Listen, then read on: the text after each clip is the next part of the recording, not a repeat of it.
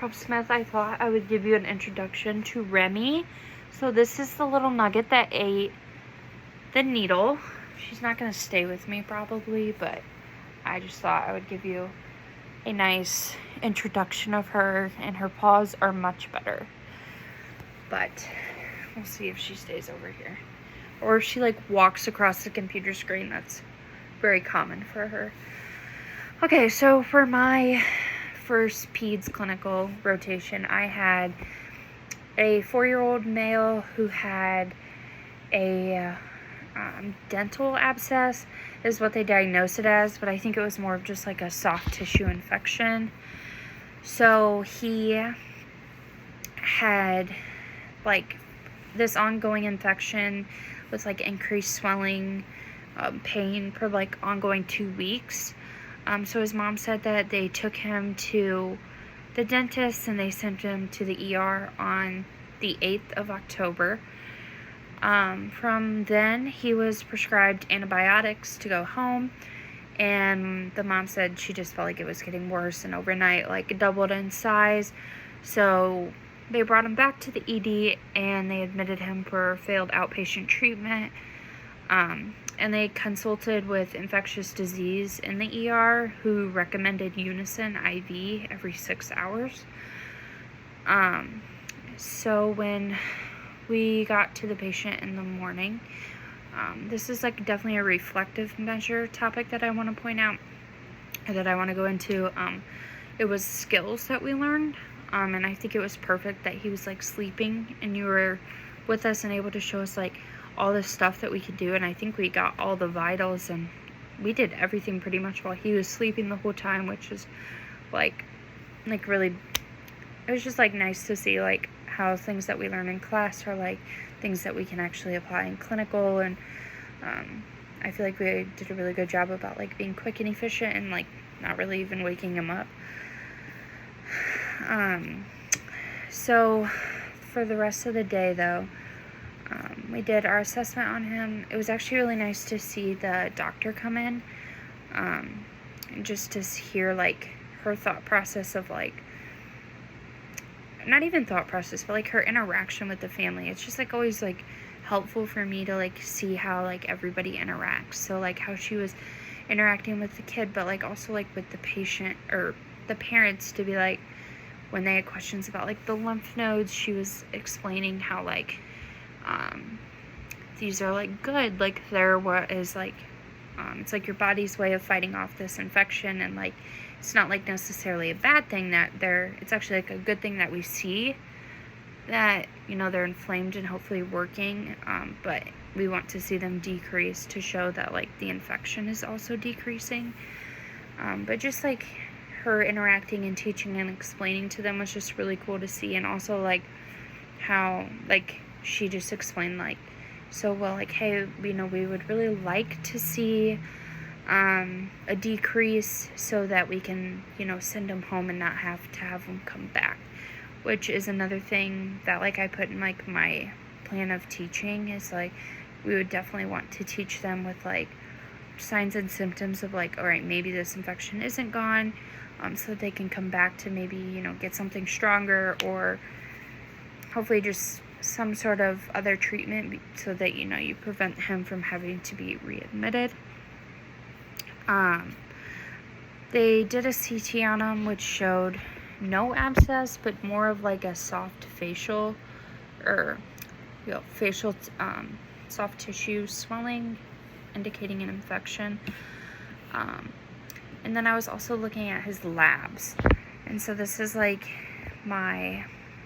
this really like stumped me, because I was like, why is his white blood cell count low? Like, he's 4, like normal, healthy, and has an infection. So like in my head, I'm like, oh, it should be high.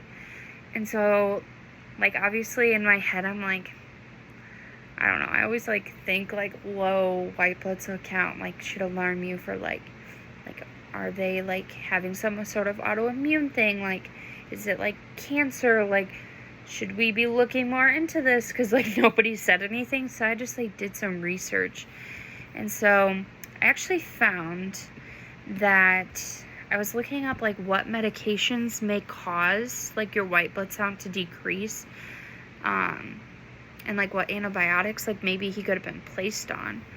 And so I was looking, and I'm going off of the National Library of Medicine, and it's an article on hematologic impact on antibiotic administrations of patients taking, I might butcher this, but clozapine. And they had talked about, now I lost it. What did they say? So they state that beta-lactam antibiotics have shown an effect on decreasing total neutrophil concentrations in the plasma, leading to a decreased white blood cell count and neutropenia. This is thought to be a combination of decreased granulopoiesis and induction of antibodies against the formation of haptens on neutrophils, which I don't exactly know what all of that means, but to my understanding, it's saying that like the antibiotic kind of decreases like the ability of like our cells to like generate new white blood cells, maybe like with the granulopoiesis, maybe. But anyways, I was looking it up, and penicillin is a beta-lactam, and penicillin was also one of the like first line antibiotics to treat an abscess. So it would make sense that if he would have had like, I don't know, maybe even if it was only a couple days worth, I'm not sure, of like the penicillin, and then came in and got these labs drawn, like maybe that could be why he has a decreased white blood cell. And I could be way off, but that was my application to trying to figure it out, because I was kind of confused, because like I said, I would expect a higher white blood cell count with like an infection like that. And his monocytes were high, so that like signals that like he is fighting off something. It was just weird to me that like his overall white blood cell count was low. So also on spirituality and nursing, in the book by Mary O'Brien, on page 192, there's a quote by Roger of Taze, maybe, and it's talking about spirituality and the child. And it says, "Children, they are such a joy and such a mystery in our lives. Who can ever express sufficiently all that they are able to communicate through gifts unknown to themselves? They make us understand something of the living God by the trust that they show us." And to me, that was just really important, because like kids do show and tell us so much, but it's also like at the same time, like sometimes in order to, get them to communicate effectively to us, we do have to like gain their trust. And like I know, I think it was Faith was next to me, was like playing peekaboo with him like while the doctor was talking, and I really like just like little things like that, just showing like that we're not like these scary people trying to hurt you, like things like that, just like gaining their trust. And then like by the end of the day, I mean, I don't really think he ever like didn't like us, but he really seemed to like us by the end of the day, and I just think that shows. I also just really liked how it talks about like they're just such a joy but also such a mystery, because like it is so hard sometimes to be able to like especially with my patient, even the mom said like he doesn't really tell you if he has pain.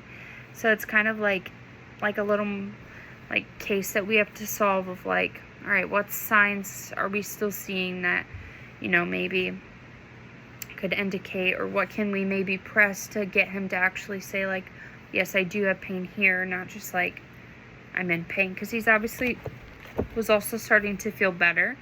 So I feel like too, he's not in as much pain as he was before. But overall, I had a really productive day, just being able to honestly observe a lot. And even though we only had one patient, like I feel like I still learned a lot, and just being able to like see like like a different side. Like I never would have expected that we would have like went in for like a dental abscess. Like that wouldn't have been something that I probably would have looked up on my own. But like even looking it up and doing more research on it, like it can be very serious. Like if it's not, they say like they don't heal on their own.